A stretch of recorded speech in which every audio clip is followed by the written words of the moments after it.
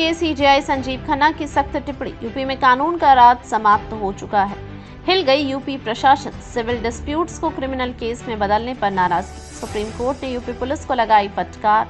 CJI Sanjiv Khanna बोले, हर दिन civil मामलों को क्रिमिनल केस में बदला जा रहा है। डेबू सिंह और दीपक सिंह के खिलाफ चेक बाउंस से शुरू होकर गंभीर आईपीसी धाराएं जोड़ दी गई। डीजीपी और आईओ इन्वेस्टिगेटिंग ऑफिसर ने 2 हफ्ते में जवाब मांगा गया।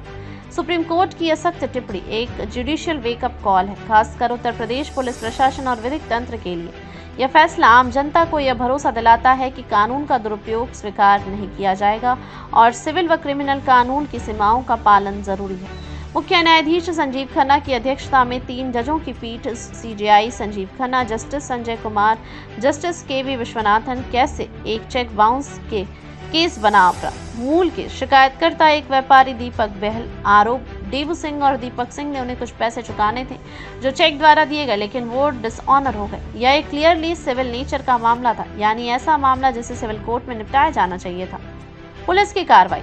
एफआईआर दर्ज कर दी जिसमें गंभीर आपराधिक धाराएं जोड़ दी गई। IPC section 406 criminal breach of trust विश्वासघात, आईपीसी सेक्शन 506 क्रिमिनल इंटिमिडेशन धमकी देना, IPC section 120B criminal conspiracy षड्यंत्र।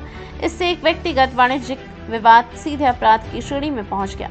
सीजेआई की तीव्र प्रतिक्रिया। Complete breakdown of rule of law in Uttar Pradesh. CJI Sanjiv Khanna ने न्यायालय में कहा, हर दिन हम देख रहे हैं कि यूपी में सिविल डिस्प्यूट्स को एफआईआर में बदल दिया जाता है। यह एक गंभीर स्थिति है और कानून की पूरी व्यवस्था टूटती दिख रही है। मुख्य टिप्पणियां। यह एब्सर्ड है। ऐसे लग रहा है जैसे वकीलों को अब सिविल ज्यूरिडिक्शन की जानकारी नहीं है। क्या सिर्फ इसलिए कि सिविल केसेस में समय लगता है? आप एफआईआर करके क्रिमिनल लॉ को इस्तेमाल करेंगे। सीजेआई ने क्यों कहा इन्वेस्टिगेटिंग ऑफिसर को गवाही में खड़ा किया जाए? सीजेआई ने सुझाव दिया कि इन्वेस्टिगेशन ऑफिसर आईओ को ट्रायल कोर्ट में गवाही के बॉक्स में बुलाया जाए ताकि वह स्पष्ट करें कि उसने क्यों और किस आधार पर एक सिविल डिस्प्यूट को आपराधिक मामला बनाया। यह टिप्पणी एक इंस्टीट्यूशनल अकाउंटेबिलिटी की ओर इशारा करती है, यानी सिर्फ पीड़ित या आरोपी नहीं बल्कि जांच अधिकारी भी न्याय के सामने उत्तरदायी होगा। सुप्रीम कोर्ट के आदेश। डीजीपी उत्तर प्रदेश और 10 को 2 हफ्ते में हलफनामा दाखिल करने का आदेश। बताएं कि एफआईआर क्यों दर्ज की गई जबकि मामला सिर्फ एक भुगतान का था। क्रिमिनल प्रोसीडिंग्स स्टे कर दी गई, यानी फिलहाल अभियुक्तों पर आपराधिक कार्यवाही रुकी रहेगी। चेक बाउंस केस जारी रहेगा क्योंकि यह वैध कानूनी मामला है। अगली सुनवाई की तारीख 5 मई 2025। कानूनी पृष्ठभूमि। क्यों सिविल और क्रिमिनल मामलों की सीमाएं जरूरी हैं? संविधान और कानून क्या कहते हैं? सिविल डिस्प्यूट्स में मामला अदालत में साक्ष्य और दस्तावेज से तय होता है।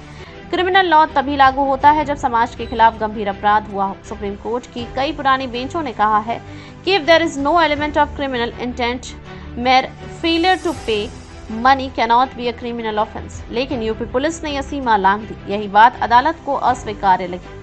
राजनीतिक और सामाजिक प्रतिक्रिया। सीएम योगी आदित्यनाथ यह टिप्पणी। उत्तर प्रदेश की कानून व्यवस्था आज देश में सबसे बेहतर स्थिति में है। समाजवादी पार्टी और विपक्ष यह टिप्पणी दिखाती है कि यूपी में जंगल राज है, पुलिस का दुरुपयोग आम हो गया है।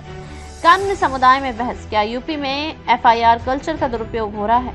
क्या पुलिस और वकील मिलकर सिविल मामलों को जानबूझकर आपराधिक बना रहे हैं?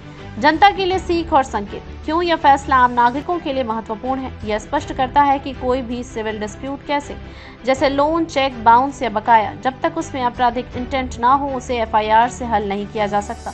पुलिस को तथ्यों और कानूनी परिभाषाओं का पालन करना होगा। नागरिकों को भी समझना होगा कि हर भुगतान से जुड़ा विवाद आपराधिक मामला नहीं होता। सुप्रीम कोर्ट की सुनवाई केवल एक केस नहीं बल्कि पूरे उत्तर प्रदेश में बढ़ते कानूनी दुरुपयोग पर गहरी टिप्पणी है। यह चेतावनी है कि अगर सिविल और क्रिमिनल कानूनों की सीमाएं न मानी गई तो न्याय की आत्मा को ठेस पहुंचेगी।